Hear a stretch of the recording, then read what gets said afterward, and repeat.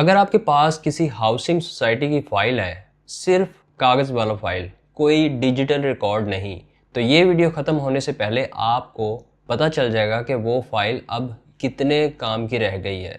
और एक ऐसी डेडलाइन भी बताऊंगा जो शायद आपके पास अभी भी मिस्ड जा रही हो। अस्सलाम वालेकुम, मेरा नाम खालिद बारी है, मैं एडवोकेट हाई कोर्ट हूँ। हाउसिंग सोसाइटी मैनेजमेंट सिस्टम या HSMS Punjab land record authority का वो डिजिटल सॉफ्टवेयर है जहां हाउसिंग सोसाइटीज़ अपने प्लॉट्स, बायर्स और ट्रांजैक्शंस का मुकम्मल रिकॉर्ड मेंटेन करती हैं। सिंपल अल्फाज में बताऊं तो सोसाइटी का हर प्लॉट, हर सेल, हर नाम, सब कुछ इस सिस्टम में डिजिटली दर्ज होता है। इसका मकसद वही पुराना मसला ख़त्म करना है, फ्लोटिंग फाइल्स, बेनामी ट्रांजैक्शंस और एक ही प्लॉट का दो लोगों के बीच देना। जो चीज़ पहले रजिस्ट्रार के रजिस्टर या सोसाइटी के मैनुअल रिकॉर्ड में होती थी, अब वो नादरा वेरिफिकेशन और डिजिटल मैपिंग के साथ जुड़ी है।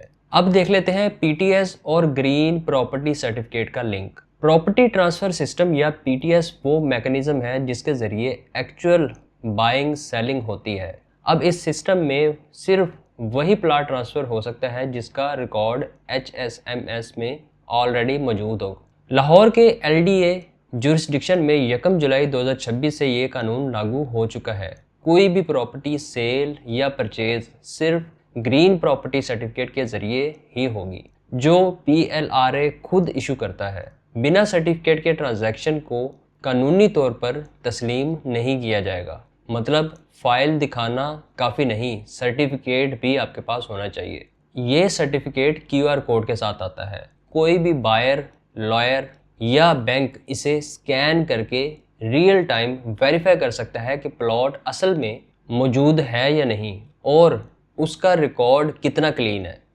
यहाँ एक ज़रूरी नुक्ता जो अक्सर लोग मिस कर जाते हैं, सोसाइटीज़ को अपना complete purchase sale record HSMS में अपलोड करने के लिए 31 अगस्त 2026 तक का टाइम दिया गया है। अगर कोई सोसाइटी इस डेडलाइन तक अपना रिकॉर्ड माइग्रेट नहीं करती तो LDA एक्ट 1975 के तहत लीगल एक्शन हो सकता है, जिसमें ऑफिस सील तक शामिल है।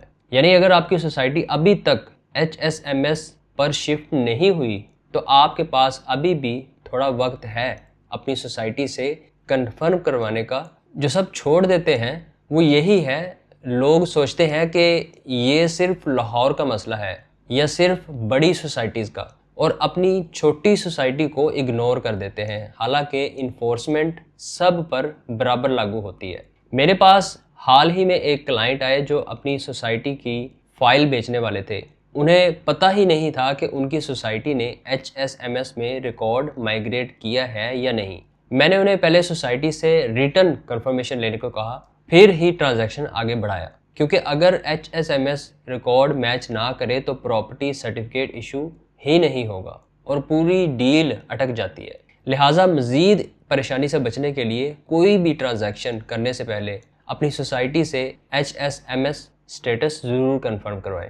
यह पूरे पंजाब में एक्टिव है। PLRA के ऑफिशियल कंफर्मेशन के मुताबिक ये निज़ाम अब सिर्फ लाहौर तक मौजूद नहीं रहा, बल्कि पूरे पंजाब में एक्टिव हो चुका है। यानी चाहे आप फैसलाबाद में हो, मुल्तान में या किसी भी दूसरे डिस्ट्रिक्ट में, HSMS और PTS का ये लिंक हर जगह लागू हो चुका है। लिहाजा अपनी लोकेशन का कोई बहाना बनाए बगैर अपनी सोसाइटी का स्टेटस भी कंफर्म करवाना ज़रूरी है। आगे मैं आपको बताता हूँ कि अगर आपकी सोसाइटी डेडलाइन मिस कर देती है तो बायर के तौर पर आप खुद को कैसे प्रोटेक्ट कर सकते हैं, क्योंकि ये मसला सिर्फ सोसाइटी का नहीं, आपके पैसे का भी है। आपने इन प्रैक्टिकल स्टेप्स को फॉलो करना है जो मैं अभी आपको बताने जा रहा हूँ। नंबर 1, कभी भी सिर्फ फाइल के भरोसे ट्रांजैक्शन ना करें।